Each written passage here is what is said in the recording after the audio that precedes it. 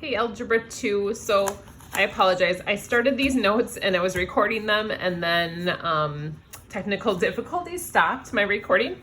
So I'm starting over, but I don't have a new sheet of paper. So I'm gonna just leave off from where I was. So I'm gonna kind of cover things up and explain as I go here. So just real quick, people who are virtual, just you didn't hear this, but I am now virtual as well. So I'm teaching from home.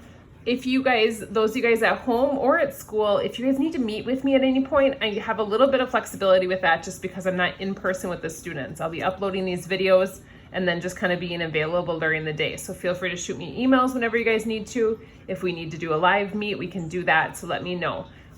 So my plan was to test you guys on Thursday, but with me being out for sure on Tuesday, which is probably when you're watching this video, and potentially Wednesday, I think waiting until Friday is going to be the first chance I would probably test you guys, if not later. So we'll see how things go.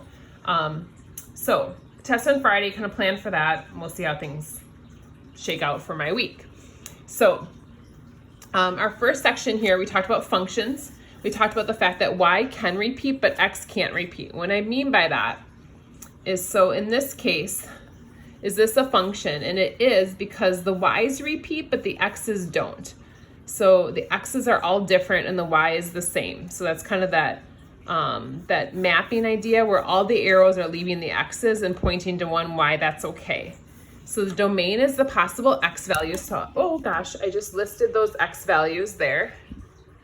And then the range is the possible y values, and the only y value is 5. So I listed that there. So domain versus range. So then from there, let me see if I can grab another sheet of paper here. So on like our first example here, we're substituting the value in -2 in for x. It's being squared. Becomes a +4. We multiply it to 4, so following our order of operations. And then we get 16 minus 5 is 11. I know with me not writing, this is probably going really fast, so feel free to pause as needed and write these down. Make sure you guys get them down because this is review for your test. Anything that you guys see here could be on your test. So then same thing with this next one. I actually didn't do a example like this when we did it the first time around, is telling you what the function equals. So we can replace what the function is with what it's supposed to equal. So it's saying g of x is 35, so I'm putting that in place of g of x. And then I'm just going to solve this equation. So I go through those steps to solve that to get x is 3.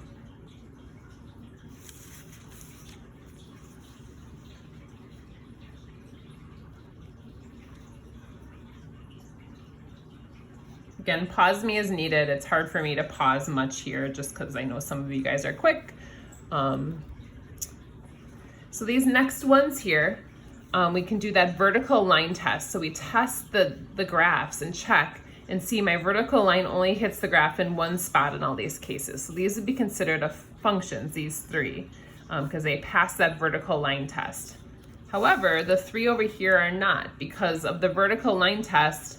They fail because they hit the graph more than once in these locations. So anytime that happens, they're considered not functions. So you should be able to identify if something's a function or not based off that vertical line test. All right, so now we caught up to all the things I did, and I thought I was recording and then realized I wasn't. So that's how things are going today for me. But so now we're gonna work on x and y intercepts here. So if you guys recall, I want you guys to list both the x and y intercept. I know you guys know how to graph this other ways, but knowing how to graph by intercepts is an important skill going forward. So if you recall an x-intercept versus a y-intercept, the x-intercept is where y is always 0. The y-intercept is where x is always 0. So I know that half of the problem, basically I know the 0 for each of those. So I'm going to substitute these in and figure out the first intercept and graph it, and then substitute it in and find the second intercept. So I'm going to put 0 in for x. Anytime I get the 0 there, it crosses that part out. So I get a -y = 8. I can divide by a -1. and I find out y is -8, or I put it in for the wrong one. I just found the y. Sorry. This is, again, so this, I just found the y-intercept, so y is -8. So there's the y-intercept, sorry. Yikes. So then, for the x-intercept, now I'm putting 0 in for y, so this is gonna go over here, obviously. So now I'm putting 0 in for y, so that's gonna cancel, so I get 4x equals 8. So I find out x is 2. So here are my 2 points. I have a point at 2, 0, and 0, -8. So I'm gonna put those on my graph. So 2, 0 is my x-intercept. My y-intercept is 0, -8. And then I can graph those two as a line. And that's graphing by intercepts. So I will ask you guys to graph that way, and you definitely have to show me those intercepts if I ask for them. The next part is slope, and so this is one of the formulas you guys are going to want to know. So the slope formula, so this is one I will actually ask you guys on the test to be able to use. So you want to memorize that slope formula, and most of you are really good at slope, so I'm not too worried about asking that of you. These are 2 questions here, so if it's not clear, there's 2 different problems going on here. I'm going to find the slope between these 2 points. So slope in this case, I'm going to use the formula. So I'm going to do y2 minus y1. So 3 minus 8. So if I do that, I have to go in the same order with the x's. -4 minus 6. So I end up with a -5 over a -10.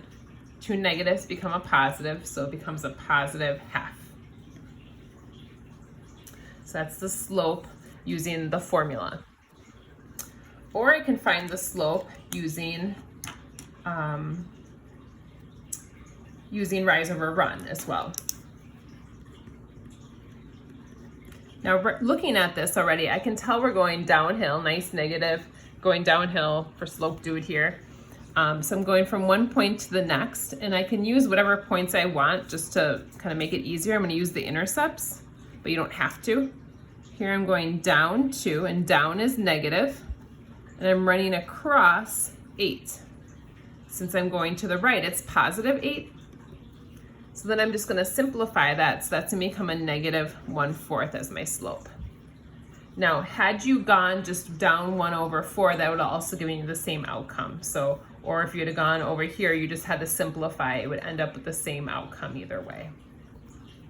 So slope, rise over run, or slope formula, either one works. So I'm going to flip the page. And again, I'm going to get through maybe one more section, just like the first half of this. And then I will kind of alter our homework. Now, if you want to work ahead on homework, you can. I just want to make sure you guys don't feel too overwhelmed with kind of the virtual. So you might have a little bit of extra time. I hope you guys use your time wisely, and please be good to Miss Miller as she's giving you guys the instruction and kind of helping. So y equals mx plus b is our next section, so slope intercept form. So we should be able to like write equations, graph equations, kind of everything is all encompassing here. And so just remembering b is where we begin on the y-axis, and m is how we move using rise over run.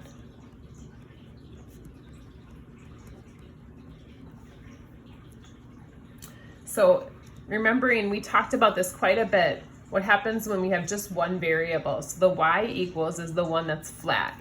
And what I think about this as is I go to where y is -7, which is here, but there is no slope.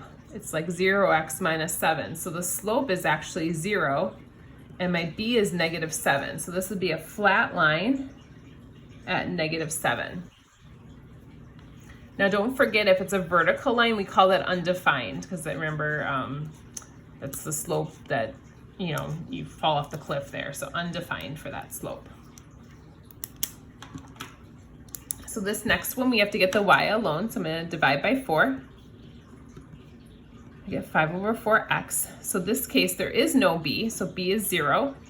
And I'm going to go up 5 and over 4. Sorry, this is hard for me to see. Up 5 and over 4. Down 5 and back 4. And then hopefully I'm there. So there's our line. And our last graph we need to do is get this again in slope-intercept form to begin with. So I'm going to move the x over. I'm going to write the x first just because of that y equals mx plus b. Divide by 3. I'm going to put this underneath here.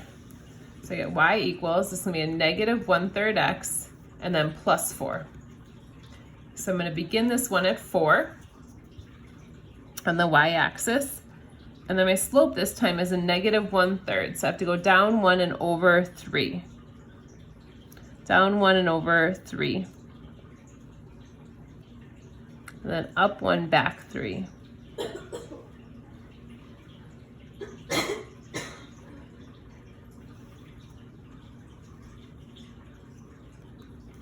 There's our line.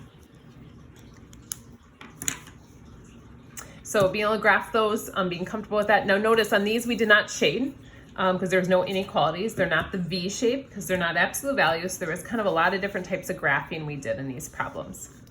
So these next ones here, they want us to write it in slope-intercept form instead of graphing it. So again, that's our y equals mx plus b, depending on the information they give us. So this one, they give us slope, so they give us m, and they give us the x and y, so we have to find b. So I'm going to put those all into this equation. So the y is 4, the m is negative 2, the x is negative 3, and then plus our b. So it's going to be 6 plus b. So I'm going to move this 6 over. So b ends up being a negative 2. And so then I write my new equation with my m and my b.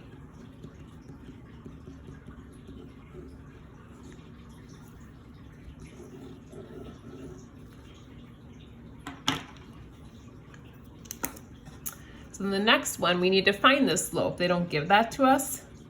So again, y2 minus y1.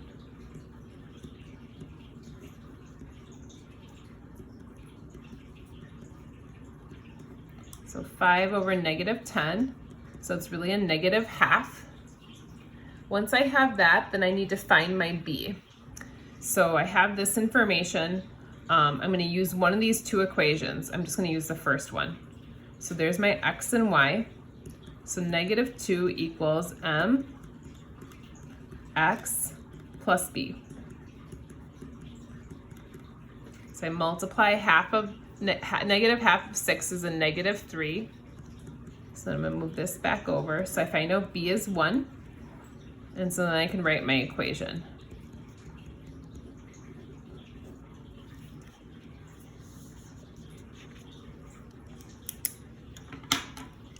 And then finally this last one. This is kind of a nice one because I actually kind of have all the information I need just by looking at it. So my b is where I begin.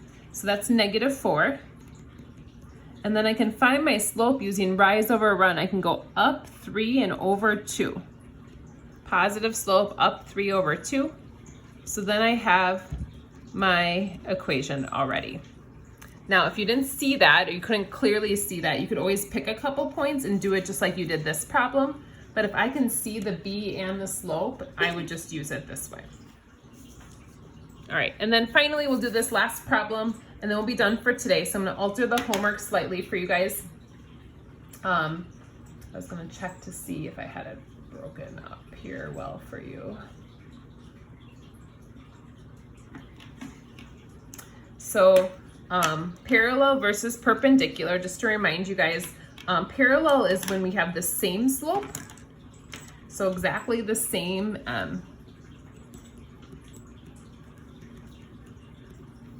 whereas perpendicular is the opposite reciprocal slope.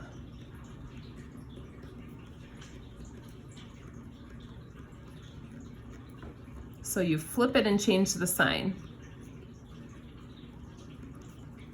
Now I think that one's tougher, so I might do just that one here.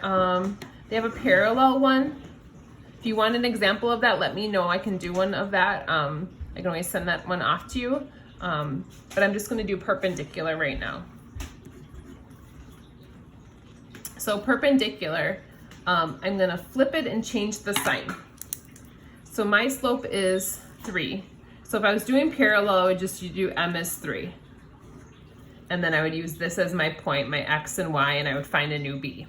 But since we're doing perpendicular, we have to flip it and change the sign. So it was 3, so I'm going to flip it over to be a third, but then it becomes negative. So it's a negative 1/3. And our x and y, and I'm going to put that all into y equals mx plus b. I'm going to ignore their b. Their b is kind of unneeded information. So I have -1, and then the m is -3rd, the x is 12 plus b. So a -3rd of 12 is a -4. I'm going to add 4, so I find out b is 3. So my equation is y equals -3rd x plus 3. And again, if you want another one of parallel, we did a bunch of examples of that in section 2.4, so you could always go back and look at that. Otherwise, just shoot me an email and I can record a video of me doing parallel for you guys. So this is perpendicular. So for your homework, I think I would like you guys to do, let me just give me a second here. Let me just check the pages and which ones I want.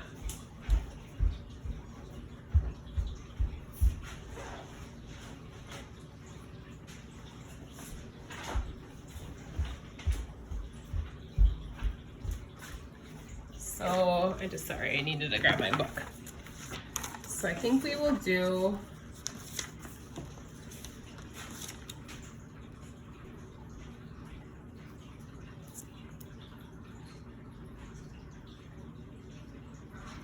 so for 12 and 13, follow the directions. 16 and 17, follow the directions.